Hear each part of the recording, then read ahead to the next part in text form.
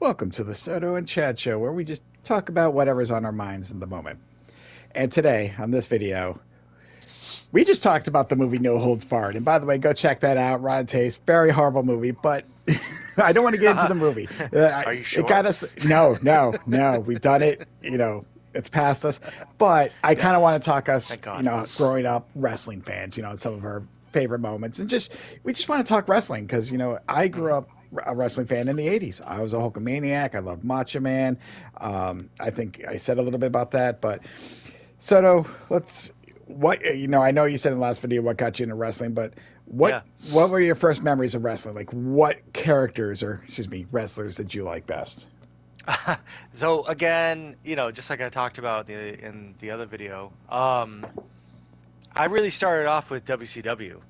I did not have WWF was not my first entry into wrestling. So I would watch like Sting, Ric Flair, Vader, Cactus Jack back in the day.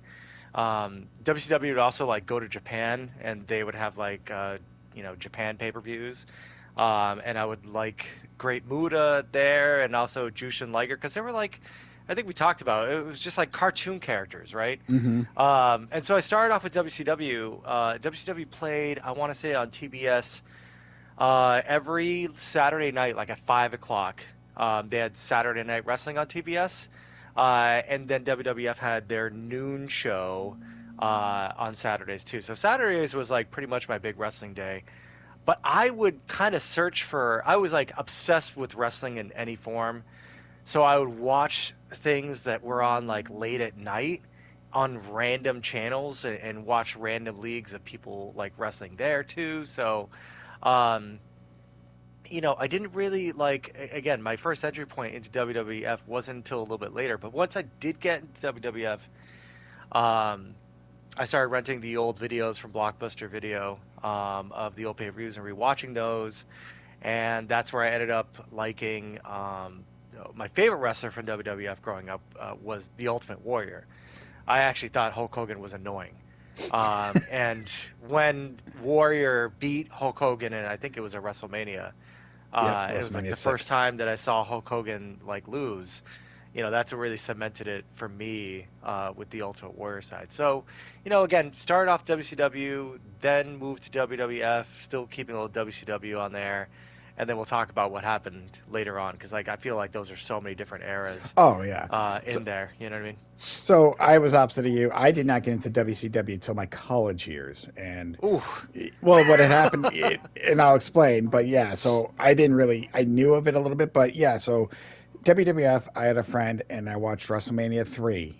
His parents always got him the pay per views, and I actually Hmm. watched 3, which everyone knows Hogan, Slam, and Andre. 4 was the tournament, which not a great WrestleMania, but some good matches there. That's where Macho Man finally won. 5, the Mega Powers explode. So like we watching 6. 6 was the Hogan Warrior, and I remember watching that pay per view. My mind was blown because at the time, as Yeah. kids, you never had that I can remember a good guy versus a good guy.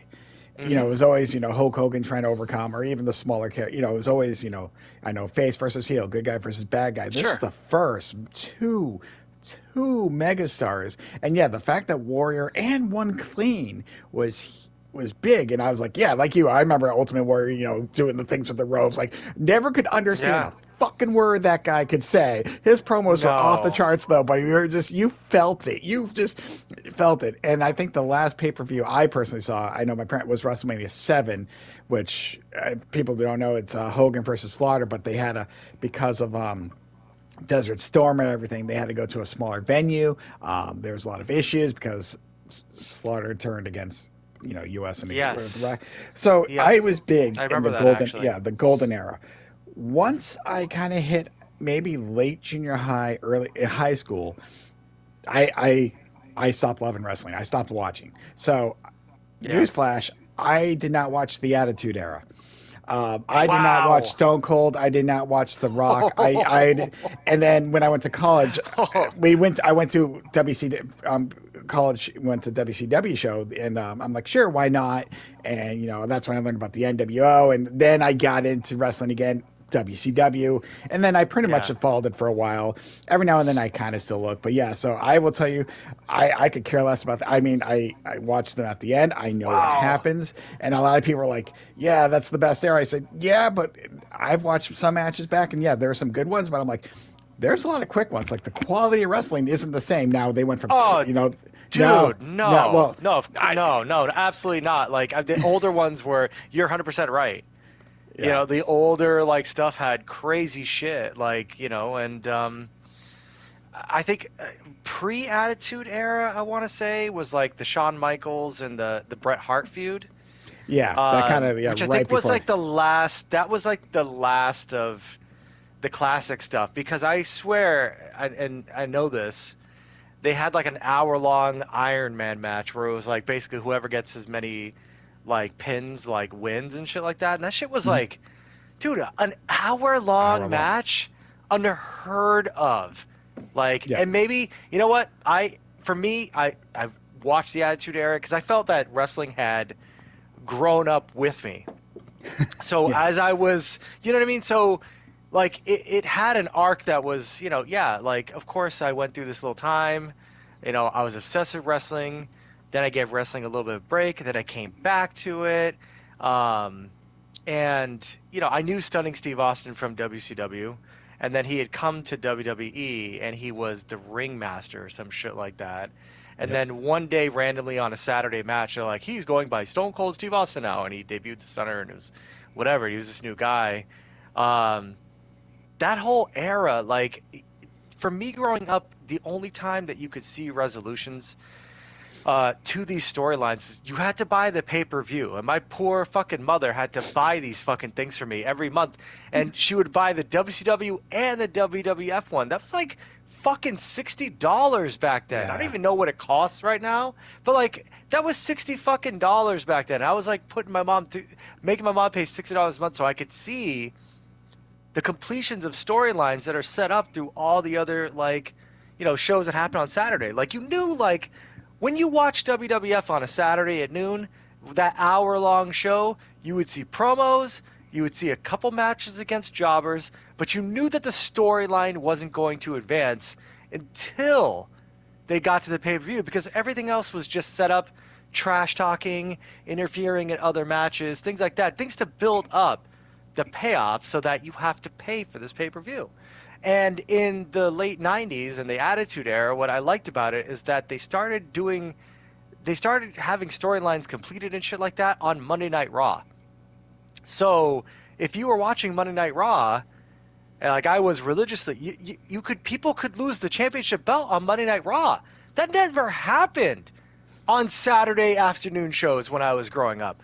Like the only time that the belt would ever change would be at the fucking pay-per-view if it was going to change. yeah, But Monday because Night Raw added like that kind of increased sort of, I don't know, urgency or surprise level to it that like was missing because most of the times you're watching wrestling non-pay-per-view, it's just your favorite characters going against guys who are jobbers, yep. like Barry Horowitz or some shit like that, like some random ass guy like with some random normal name who's just there to basically showcase your favorite wrestler's finishing move, and it changed a lot in the Attitude Era.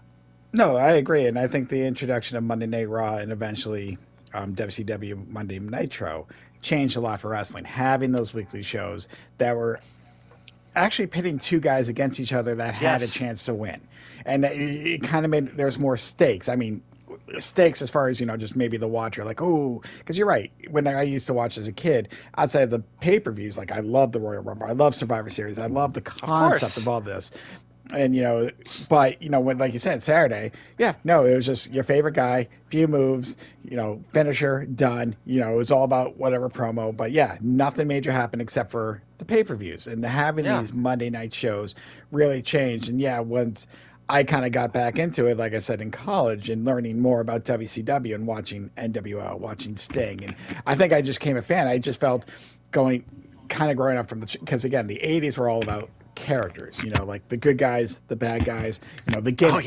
Yeah, it was Yep. all gimmick, gimmick, gimmick, gimmick, gimmick, gimmick, gimmick. Nowadays, the Attitude Era still had the gimmicks. They were just a little bit more adultish than the '80s. They were they were changing with times.